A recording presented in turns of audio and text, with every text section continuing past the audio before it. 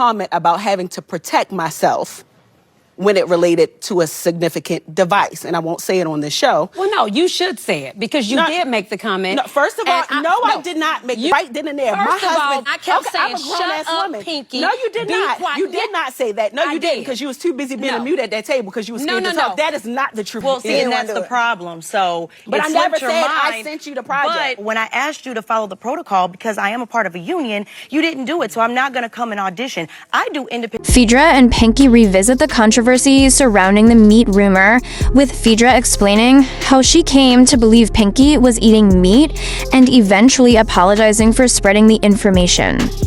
However, Pinky brings up an older issue involving comments she says affected her reputation and questions why Phaedra never addressed the situation with her directly. The conversation becomes tense as both women explain their sides before eventually trying to move past the disagreement. Pinky, Meatgate was a major topic of discussion. How do you feel knowing it was Kelly who said you eat meat? Well, Kelly, do you have something to tell me? You know what? I used to see you at Davio's all the time. Davio's is a steakhouse.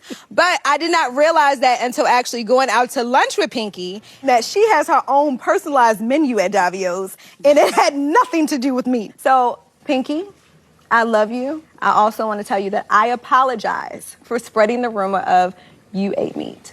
I gotta piggyback that too. Phaedra, when you told me she had a Jamaican restaurant and she served meat, I thought you said she ate meat. So I misspoke. I apologize to you for saying that. But the real thing is Pinky has never apologized to me. And I knew Pinky. We've done business together. You have my number, that you drugged me. You prayed for my wigs. You said I eat cadavers. You've never apologized. Yeah, and I'm not going to. Ooh. And why not? Well, first of all, something that I have not discussed, Andy, is she called the higher-ups on me. But tell him why. Oh, I will. She said I made a comment about having to protect myself when it related to a significant device. And I won't say it on this show. Well, no, you should say it because you did make the comment. No, first of all, I did not make the comment. You did No, make I the comment. didn't. But here's the problem. You literally just said that I could have picked up the phone and called you right then and there. First My of husband, all, I kept saying, I'm a grown-ass shut up, woman. Pinky. No, you did not. Quiet. You did not say that. No, you didn't, because you was too busy being a mute at that table because you was scared to talk. That is not the truth. You two have never had this conversation. No, she never had it with me. Listen, since but we instead she just wanted to drag me. Because I just came into the group, I said, you know what? I'm going to chalk it. I'm going to eat it. I'm a professional, but I didn't like it. But I'm not going to let that go. Because you don't play with nobody's name and nobody's character like that. Okay, let me say this. Phaedra, she's been holding this in. She feels like you narked on her, thought she was a threat. Do you understand where she was coming from? Yes, but does she understand where I'm coming from? Okay. If I wanted to go to the higher-ups, I really would have went to them. I've known this woman for many years. If she really wanted to make a thing, she would have called me or she would have called someone in New York, and she didn't. She actually would. I would have put this on record that I am no threat to anybody in this room. I got a pancake ass, just like you said. I wouldn't hurt a fly. This ain't The Wire. That's everybody want to. So, are we... We're fine. She done gave me a bath, okay? She was putting her wand over me. I done went to her house. She made me some nice vegan food. Okay. So one thing about me is I'm mature and I can move past things, as we can see. I agree, Pinky. Yeah. I appreciate that. I can let stuff go. Okay. So I have no problem with Phaedra. I mean, I never had a problem with her. So that's why I didn't understand where all the weird energy was coming from. Ashley from Cincinnati wants to know why Derek wasn't the first to know about your filing for bankruptcy. And why didn't you take him up on his offer to pay the $5 million? Well, I mentioned it to him a long time ago, and Derek takes pride in his reputation and his name. He just didn't want me to do it. And you didn't take the money because... Because the creditors from my old company were coming after me personally. Why would my husband pay for that when that company is already dissolved? Kevin from Bed-Stuy said, I'm excited for your project with Naturi. Yes. Is there a release date for Edgewood? Not yet, but we just got picked up by a big network. Oh, yes. Congratulations. The ink is not dry yet, That's and I'm really great. proud. Right. Justine from Toronto said, Drew, if you only planned on supporting Pinky, why even leave your house to attend the casting call?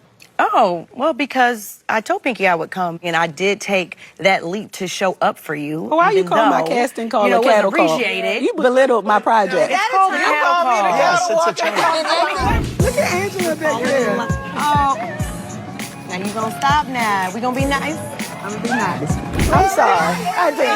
But it is an acting term, a cattle call. Yeah, but the way that she said it was like a dig. Like, I don't do indie projects. Granted, it was the last minute. So you didn't have time to email her team and do separate. It wasn't about time. To be honest, it passed my mind. Well, see, and that's the problem. So, but I never said I sent you the project. But when I asked you to follow the protocol, because I am a part of a union, you didn't do it. So I'm not going to come and audition. I do independent projects all of the time. I have done stage plays, that were independent. I have done movies independent. I've also done box office movies with John Travolta, White Chicks. I came up on the Disney Channel. So there is nothing you can tell me one thing you gotta know about me is I'm not mad that you did not audition. All right, okay. But the fact is, I showed up for on. you, and that should be appreciated. In Scotland, you talked about being in a relationship with a woman. How long was that? Well, you know, Andy, I munched on some carpet a time or two. I will say this, being in a lesbian relationship is fun for like the first 3 weeks. Then it get crazy. They get real clingy, okay? So, you know. Oh, they bring the U-Haul. Oh, I'm clingy number one. Let me tell you this. This woman will say, I love you on the second date. Oh, you love me? I'm like Barney. You're the perfect lesbian. Who knew? You go full throttle. Yes. I'm driving the U-Haul, okay? U-Haul lesbian. I'm a U-Haul lesbian. Yes. That's me. Drew and Pinky later get into a separate argument over Drew's casting call and the way Pinky's project was described. Pinky feels that Drew belittled the project by referring to it as a cattle call, and also questions why Drew did not follow the proper audition process. Drew explains that she still showed up because she wanted to support Pinky, while also defending her own professional experience and decision not to audition.